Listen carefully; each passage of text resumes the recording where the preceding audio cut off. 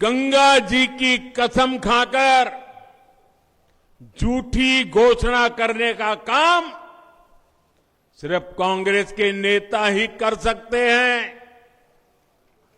9 साल पहले तक जो काम असंभव लगते थे, वो काम भी हमने पूरे किए हैं, क्योंकि उनकी गारंटी मोदी ने दी थी।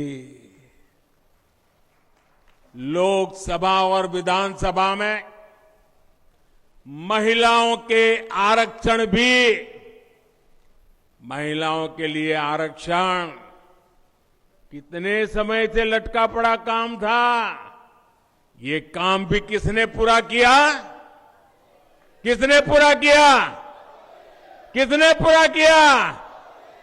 मोदी ने गारंटी पूरी की कि नहीं की? हम समाज के उन वर्गों को भी पूछ रहे हैं जिन्हें पहले किसी ने नहीं पूछा। हमारे विश्वकर्मा साथी, हर गांव में कोई न कोई एक परिवार होता है, कुम्हार हो, लोहार हो, मालाएं बनाने वाले मालाकार हो, मूर्ति बनाने वाले मूर्तिकार हो, खिलौना बनाने वाले छोटे छोटे लोग हो, टोकरी बनाने वाले हो, बांस पर काम करने वाले हो, जूते बनाने वाले हो, कपड़े धोने वाले हो, ऐसे अनेक छोटे छोटे परिवार, बिखरे पड़े हुए इन परिवार, कोई उनकी सूद भी नहीं लेता था। मोदी है, उसे उनका दर्द भी पता चलता है, और हमने ऐसे परिवारों के लिए पीएम विश्वकर्मा योजना के तहत हर विश्वकर्मा साथी को हजारों रुपए की आर्थिक मदद दिए ये निर्णय किया है। उनको ट्रेनिंग देंगे, आधुनिक औजार देंगे, उनको बैंक से पैसा देंगे, उनको बाजार की व्यवस्था करेंगे।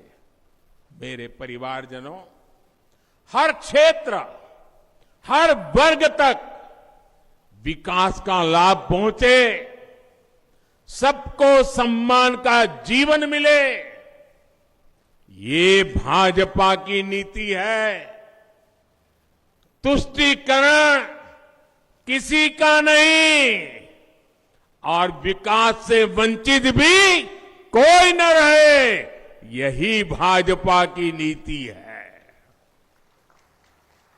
देश के इतिहास में पहली बार भाजपा ने एक आदिवासी परिवार की बेटी को राष्ट्रपति बनाने का फैसला किया।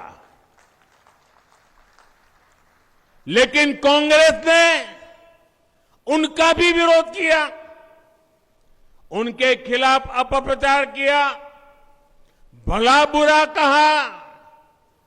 कांग्रेस का ये विरोध भाजपा के विरुद्ध नहीं था, बल्कि ये आदिवासी बेटी के विरोध में था। छत्तीसगढ़ के हर आदिवासी को आदिवासी की बेटी का ये अपमान हमेशा हमेशा याद रखना है, और कांग्रेस को इसकी सजा देनी है। सजा देंगे ना? दोनों हाथ ऊपर करके जरा बताइए, सजा देंगे ना? आदिवासी बेटी के अपमान का बदला लेंगे ना? कांग्रेस को सजा देंगे ना? साथियों, कांग्रेस की यही मानसिकता है जिसके कारण दशकों तक आदिवासी समाज वंचित रहा। छत्तीसगढ़ में तृतीय और चतुर्थ श्रेणी की भर्तियों में आदिवासी आरक्षण के मामले में कांग्रेस की भूमिका को आदिवासी समाज नहीं भूल सकता।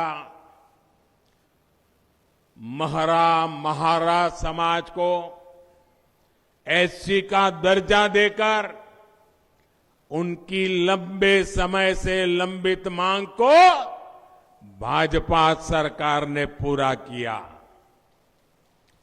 12 समुदायों को अनुसूचित जनजाति में शामिल करके उन्हें एसटी का दर्जा देकर उनके भविष्य का रास्ता भी भाजपा सरकार ने प्रशस्त किया।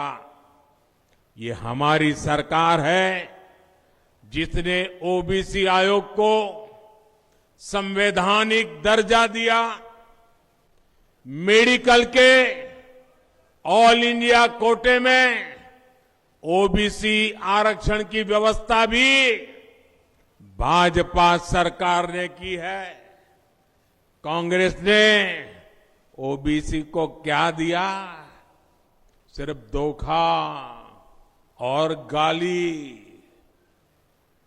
मुझे भी नहीं छोड़ा।